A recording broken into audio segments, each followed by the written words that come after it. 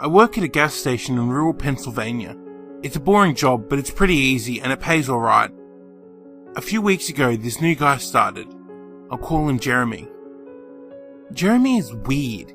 He's about 25 or 26, and he hardly speaks, but he's got the creepiest laugh I've ever heard. My boss and I have both noticed this, but it's never been a problem, so there's not much we can do about it. Customers have never complained about him, and he's always done his job fairly well. Up until a few weeks ago anyway. That's when things started going missing. Employee theft can be a problem at any business that sells consumer goods, and there's only one person working at a time at this gas station. It's a pretty small place. About 2 weeks ago, my boss started noticing that we were short on motor oil. At first it was a few containers at a time, then entire shelves and boxes from the back room. Pretty soon, entire shipments would be gone the day after we got them, and it would always be right after Jeremy's shifts. My boss has checked the security camera tapes from every single night he worked, but he could never catch him in the act. Jeremy would lock up at closing, then the motor oil would be gone the next day. My boss usually takes the tapes home with him to try and catch Jeremy stealing, but his daughter had a softball game last night, so he asked me to watch the tapes for him. He offered to pay me overtime under the table, so obviously I took that offer. There are 3 cameras, so he gave me 3 different tapes to check. I figured it would be a long night, but I'm trying to save up for a vacation, so I really needed the money. I took the tapes home, popped them in an old VCR, and sat back. 2 days ago, the last time he worked, Jeremy started at 4 PM. Everything seemed pretty normal at first. He counted up his drawer, switched off with the girl who was working before him, and waited for a customer. The first person who came in was Mrs. Templeton. The timestamp on the video read 4:03, a regular. She picked up her cigarettes and a newspaper and paid with a 20. Nothing unusual there. The next customer was some local guy named Ron. He drives a motorcycle, usually comes in every few days. He filled up his tank, got a bag of beef jerky, paid with his credit card, and then left. Next was some guy with a cowboy hat. I'd never seen him before, but we get plenty of strangers passing through, just like any other gas station. He got $40 worth of diesel fuel, paid with a $100 bill, and went on his way. I sat back and sighed. The only thing more boring than doing this job is watching someone else do it. My boss's offer was enough to keep me watching though, so I left the tape on. Everything seemed pretty normal. I had a feeling that if Jeremy was stealing motor oil, he knew we were suspicious of him by now. I didn't expect him to be dumb enough to let us catch him on camera. Things stayed boring and routine until about 5 o'clock. At 5:03, Mrs. Templeton came back in. She must have forgotten something. But she didn't. She bought the same pack of cigarettes as before and the same newspaper. She paid with another 20. That's odd, I thought, but then again, she's a little absent-minded. I thought Jeremy should have told her she already got her smokes, but it's not against the rules to sell somebody the same thing twice. That's when Ron came in again. He poured another tank of gas for his motorcycle again. I later checked the outdoor camera because I thought maybe he had another car he wanted to fill up, and the same packet of beef jerky. He paid with his credit card again. No big deal, I figured this was just a weird coincidence. Mrs. Templeton is forgetful, and Ron probably owns more than one Harley. That's when the guy in the cowboy hat came back in. I felt a chill run down my spine. Don't get diesel, don't get diesel, I found myself whispering to the empty living room. But he did. He got $40 worth of diesel fuel and paid with another $100 bill. Every move he made was identical to his first visit, right down to the way he scratched his nose before he walked out. Either this guy is rich, owning a lot of trucks, and just moved into town, or something really bizarre was happening. I kept watching. Every customer for the next hour was the same as before. Every single one. I was seriously freaked out, and then at 6:03, Mrs. Templeton walked back in. She bought her cigarettes and newspaper again, and paid with the 20 again. I thought I was going to lose it. I only watched another half an hour before I started fast forwarding through the rest. It was all the same. Every customer would come in at the exact same times, exactly 1 hour apart. Now I know what you're thinking. That sneaky motherfucker Jeremy had messed with the tapes. He had run a loop of his first hour of business over and over. That wasn't the case. There are windows around the cash register area that the camera covers, and I watched the sunlight fade as time ran on. Jeremy's routine didn't loop over. He swept, mopped, restocked, and did all his duties exactly how you would expect. But the same customers kept coming in. I was panicking at this point. Something was seriously wrong with what I was seeing. I had no explanation for it. I skipped ahead to when he locked up and walked out to his car. He hadn't stolen anything, but I kept watching, just to make sure. I fast-forwarded one last time to about midnight.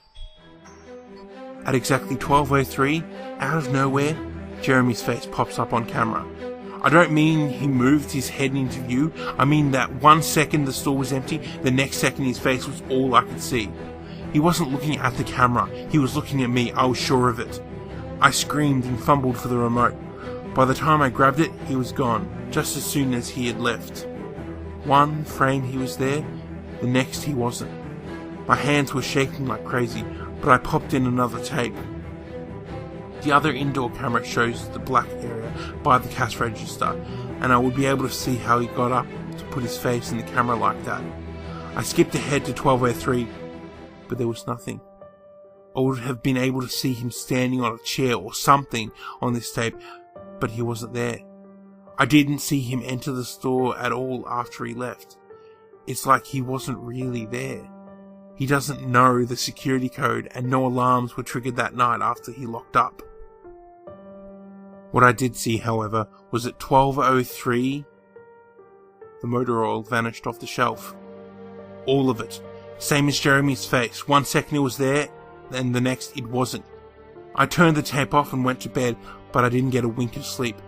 My body is exhausted right now, but my mind is racing. That tape was undoubtedly the creepiest, most disturbing thing I have ever seen in my life. I work in a few hours. My boss asked me to bring the tapes back in and let him know what I found. But really, what the hell am I going to say? Jeremy works the night shift tonight, directly after me. And the plan is for my boss to come in just before I leave and confront him with me, as I'm supposed to be the one who caught him stealing. I have no idea what I'm going to do. I suppose I'll have to show my boss the tapes, but I don't want to watch them with him. I never want to see something like that again. I can't get the image of Jeremy just smiling directly into the camera out of my mind. It was the creepiest look I've ever seen on another human being's face. Anyway, I'm going to try to get some last minute sleep before I have to go in and deal with this. I'll let you guys know what happens. Update, 2:49 PM. Updating from my phone. Apologies in advance for errors. My boss just finished watching the last of the tapes. I told him what to expect, but you really can't prepare someone for something like that. He's scared shitless. I still am too. And Jeremy is due to come in at 4. We've got a little over an hour to get our shit together, but neither one of us knows what to say to him. Is he just a fucked up guy who likes to steal motor oil and scare the shit out of people? Or is he something else? I don't know if this is crazy, but does anyone think he could have anything to do with the time loop? My boss said he never noticed anything like that in the other tapes, but the way he popped up in this one made me think he knew I would be watching. It's like he wanted me to see what he could do, like he was showing off or something. The way he smiled into the camera was like a little kid showing you a sandcastle they just built or something. I don't know, I probably sound crazy.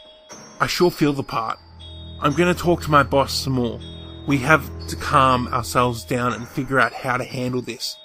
I'll update again tonight, but I have a really bad feeling about how this is going to play out. Update, 4:33 PM. No sign of Jeremy. Tried calling him, but his phone has been disconnected. We're calling the police.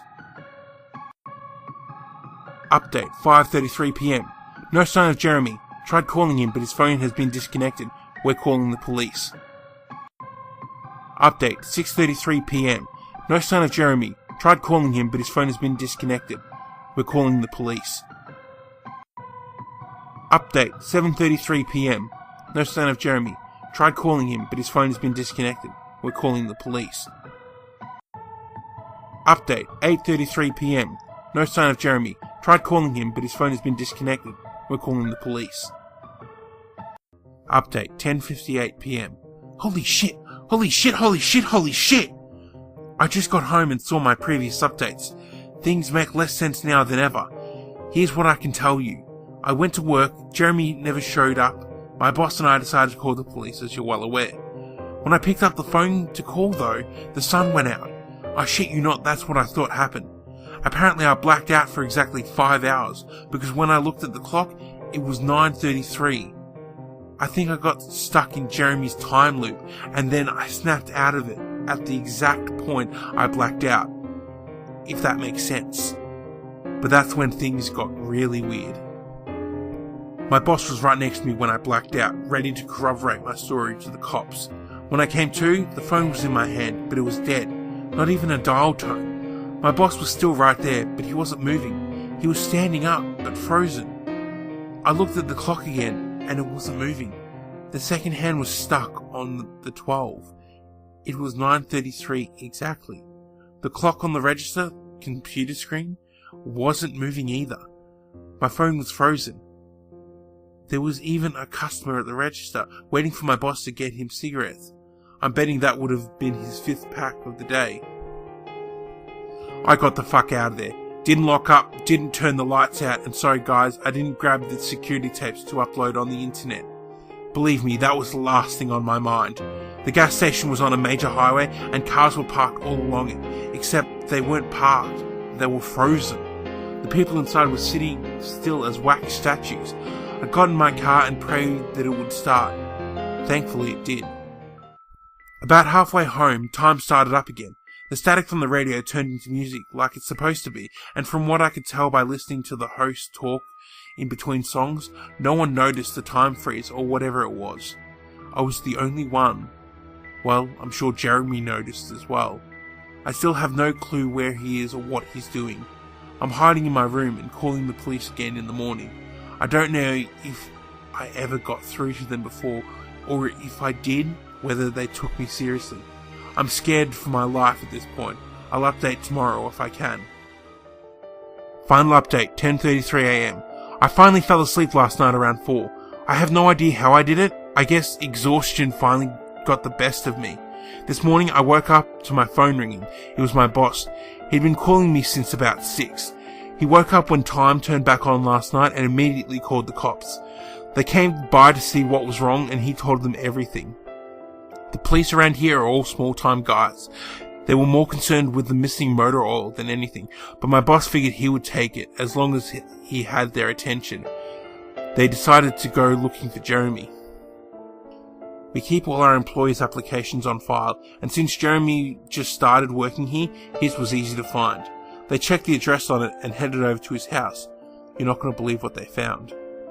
The address Jeremy listed on his application was an empty lot, or at least now it is. There used to be a house there, but it burnt down in 1993. Being a small town, almost everyone remembers that fire. A family of 4 used to live there way back when.